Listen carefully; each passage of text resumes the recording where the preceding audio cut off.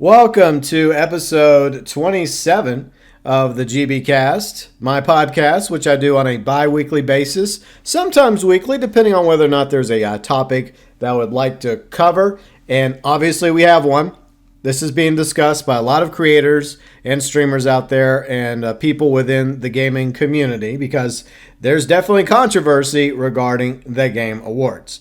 Now, the Game Awards, hosted by Jeff Keighley, has been pretty successful over the past several years. It has put video games on a much-deserved platform up against other entertainment like TV shows, movies, and video games should be up there as well because they rake in tons of money every single year, sometimes way more money than TV shows and movies. And a lot of people take movies and TV shows very, very seriously, so why not video games? So on that regard, I do, tip my hat and give a golf clap to Jeff Keighley and everybody behind the Game Awards. By the way, in my Discord, on the night of the Game Awards, Thursday, December 12th, we're going to have a voice chat party. We're also going to have a room in the Discord where we're going to post the trailers, as well as discussions, talk about the winners, the losers of the Game Awards in my Discord. So that should be a lot of fun. And there are 29 categories up for grabs at the Game Awards this year. So that number continues to grow from esports all the way up to indie games. And of course, the big one, Game of the Year. Now this is where one of the controversies is revolved around Game of the Year. Another one is Jeff allegedly wanting to trademark the Game Awards. I completely disagree with this, Jeff. I think that that's in bad taste. It's a very generic name, and I don't think that there's a problem with calling it the Jeff Keighley Game Awards or something else entirely, but I don't think that the Game Awards should be trademarked. I think other people have a right to use Game Awards if they're doing their own video game awards, whether they're somebody big, somebody small, doesn't matter. If I wanted to do the GB Game Awards, I should have a right to do that, just like Jeff has a right to do the Game Awards. But once again, it should not be trademarked. So that's one of the controversies. Another one is regarding the Game of the Year nominees. Now, most of them players don't have an issue with. We got Astrobot, Balatro, Black Myth Wukong, Final Fantasy VII Rebirth, Metaphor. Then we have one of the nominees that really should not be on this list. Elden Ring, Shadow of the Erdtree. Now, I've heard really good things about this DLC for Elden Ring, and Elden Ring definitely deserved to win Game of the Year when it was up for Game of the Year a couple of years ago. But myself and many other gamers out there do not think that DLCs or expansions should be Game of the Year.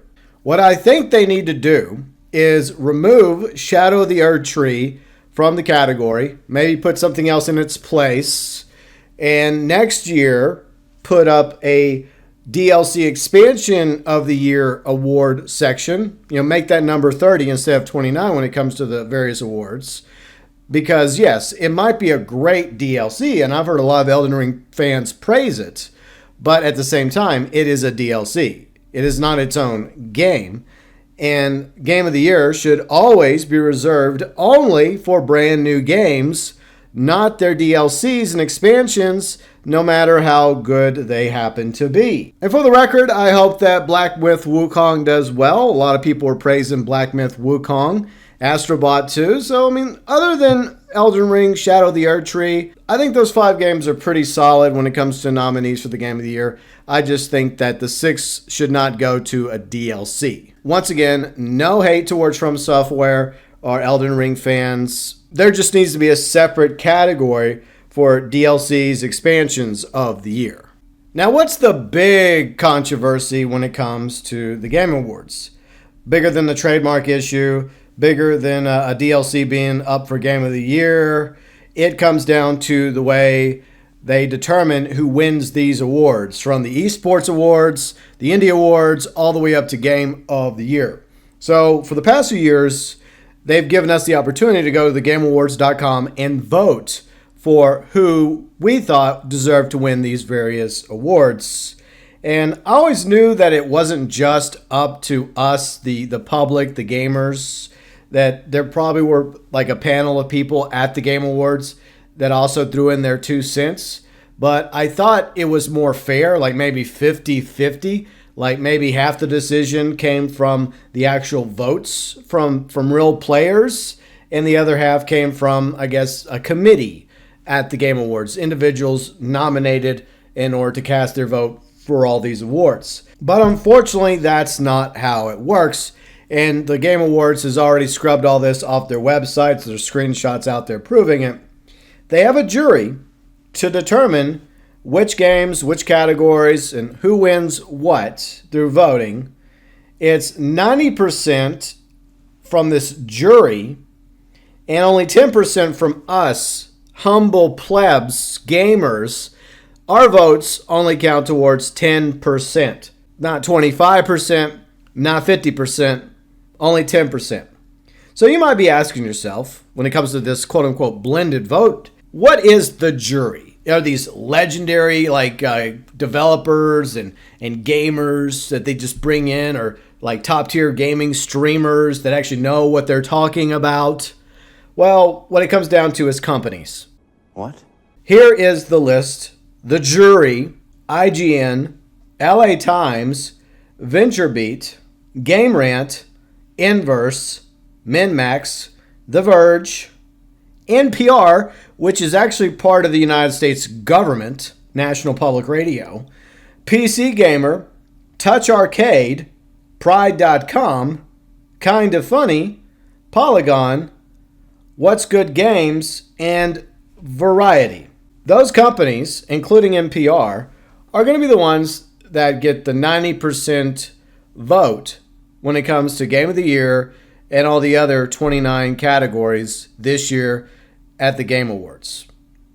Our vote, if you do decide to vote, is only worth 10%, which is very unfortunate.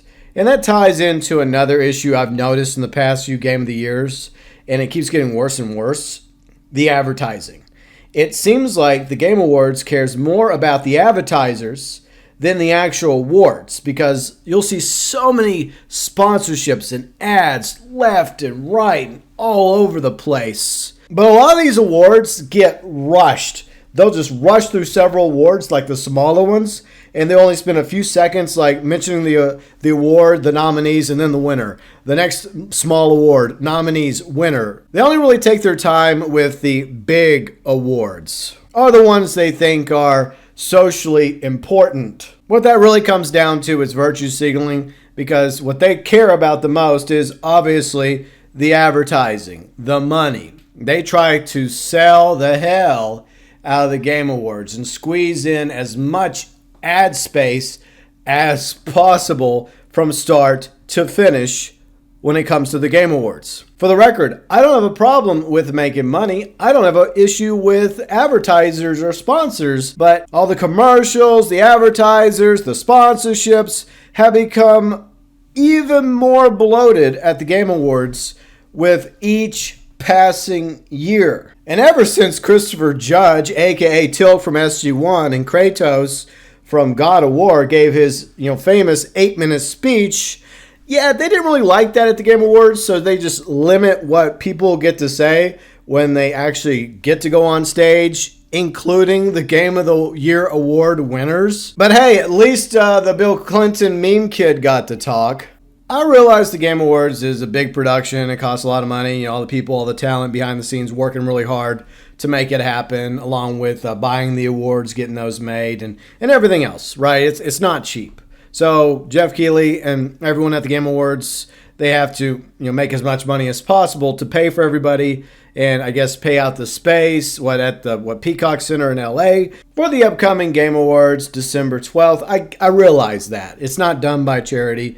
Things cost money, but it really does feel like the Game Awards cares less about the gamers, less about the games themselves, and more about raking in as much money while appeasing to all these other entities that make up their so-called jury. Nothing can be done to change the Game Awards this year. Everything's set in stone, including one of the Game of the Year nominations, which is a DLC. But maybe lessons can be learned, and they'll take the feedback that they're getting from the community of gamers, creators, streamers into serious consideration and do better going forward into 2025 and beyond. They have 29 categories. What's wrong with adding a 30th for Best DLC Expansion of the Year? I don't really see the problem with a Best DLC Expansion of the Year award. They've got so many other ones, especially since they have 3 esports awards. But when it comes to Content Creator of the Year, hashtag queso, the voting should be more even Steven. Instead of 90% towards all those various companies and entities, bump it down to like 50-50 so that at least we, the players, we, the voters, actually feel like we're getting a proper say when it comes to taking our time to cast vote on these categories of games and players and awards. But despite all this controversy, myself and many of you are going to be watching the Game Awards coming up on December 12th.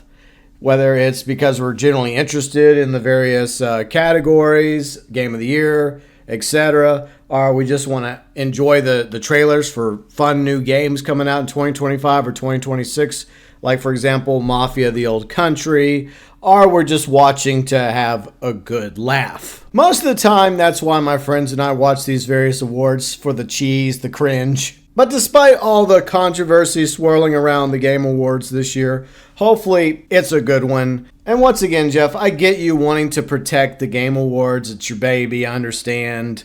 But I think that trademarking the Game Awards is a bad move. Who do you think deserves to win Game of the Year? And are you going to be watching the Game Awards? Your thoughts, views, and opinions regarding the Game Awards and the controversy surrounding the Game Awards this year, welcome, as always, below in the comments section.